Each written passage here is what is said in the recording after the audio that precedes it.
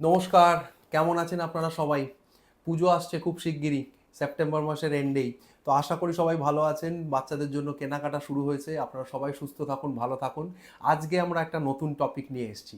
এটা খুব রেলিভেন্ট আপনাদের সবার জন্য এবং মা-বাবাদের জন্য।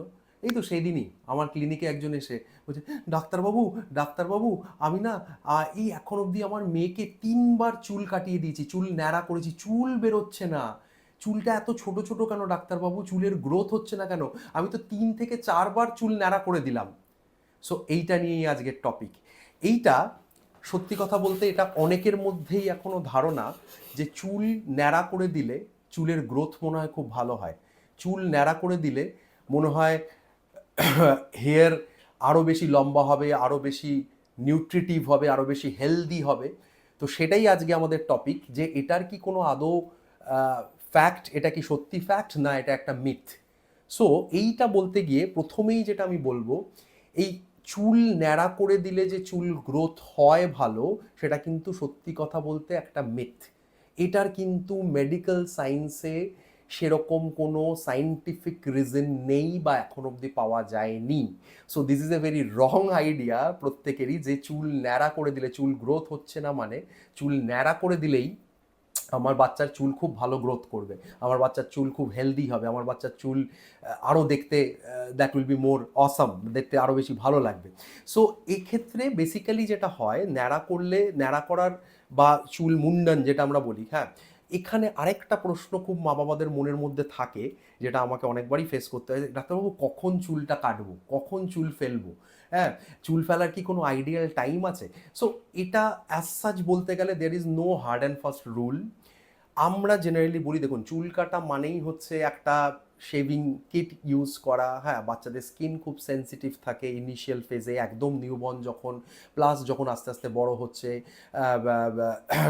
ইনফ্যান্ট ফেজে একদম স্কিনটা তখন জাস্ট গ্রো করছে, স্কিনটাও হেলদি হচ্ছে, হ্যাঁ, এবং স্কিন খুব সেন্সিটিভ। তখন যদি বাই চান্স এই শেভিং করতে গিয়ে কোনো কারণে কেটে যাওয়া, হ্যাঁ, কোনো কারণে তার সঙ্গে কোনো একটা allergic reaction, because there is a metal also, হ্যাঁ, শেভিং করতে গিয়ে যদি কোনো কারণে কোনো সমস্যা হয়, এই জন্য ইউজুয়ালি আমি জেনারেলি বারণ করি যে উইদিন 6 মান্থস এটা না করাই ভালো, 6 মাসের পর করা ভালো। সেটা হয়তো একটা অনেকের ক্ষেত্রে দেখুন, অনেকের পরিবারে অনেকের রিচুয়ালস থাকে যে চুল কাটতে হবে, হ্যাঁ, কোনো একটা অনুষ্ঠানের জন্য অনেক সময় রিচুয়ালস থাকে, সেই হিসেবে করতে পারেন। কিন্তু এর সঙ্গে চুল বড় হওয়া, চুল হেলদি হওয়া, সেটার কোনো সম্পর্ক নেই। The growth of the hair is only depend upon the genetics.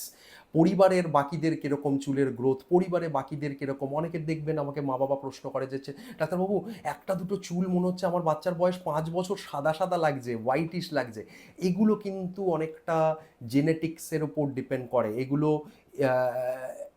এই পরিবারে কিরকম বাবা মা, ঠাকুরদা, দাদু, হ্যাঁ, এদের এদের এদের এদের কিরকম গ্রোথ, তার উপর কিন্তু অনেকটা এই হেয়ার গ্রোথ ডিপেন্ড করে। সো আজকের যে টপিকটা, সেটা থেকে মেন যেটা ইম্পর্টেন্ট, সেটা হচ্ছে চুল ন্যাড়া করার সঙ্গে চুল গ্রোথের কোনো সম্পর্ক নেই। এইবার কোনো কোনো ক্ষেত্রে অনেক সময় ধরুন স্ক্যাল্পে কোনো ইনফেকশন হলো, হ্যাঁ, কোনো ফাঙ্গাল ইনফেকশন হলো, অনেক সময় ক্রেডল ক্যাপ বলে একটা সমস্যা হয়, কিছু ফাঙ্গাল ইনফেকশন হয়, অনেক সময় ইচিং হয় বাচ্চাদের অনেক সময়, সেক্ষেত্রে ইউ ক্যান ডু দ্যাট, হ্যাঁ, কারণ ওটা এক্সপোজ হলে তখন এই যে আমরা অনেক সময় কিছু ক্রিম বা কিছু অয়েন্টমেন্ট যখন অ্যাপ্লাই করি, সো অন দ্য হেয়ার, মানে চুলের মধ্যে সেটা স্ক্যাল্পে অনেক সময় লাগানোটা খুব মুশকিল হয়, তখন সেক্ষেত্রে অনেক সময় আপনারা চুল কাটতে পারেন, that is for the medical purpose. But এর ইন জেনারেল কোনো নিয়ম নেই যে কাটলে আমার হেয়ার গ্রোথ হবেই।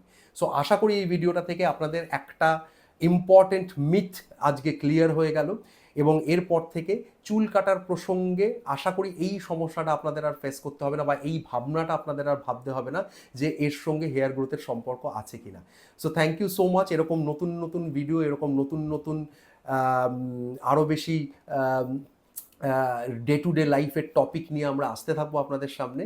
So thank you so much. আমার চ্যানেলটা প্লিজ সাবস্ক্রাইব করুন, ফলো করুন আমার পেটস্পিক, ডক্টর সুমন্ত ভট্টাচার্য পেটস্পিক।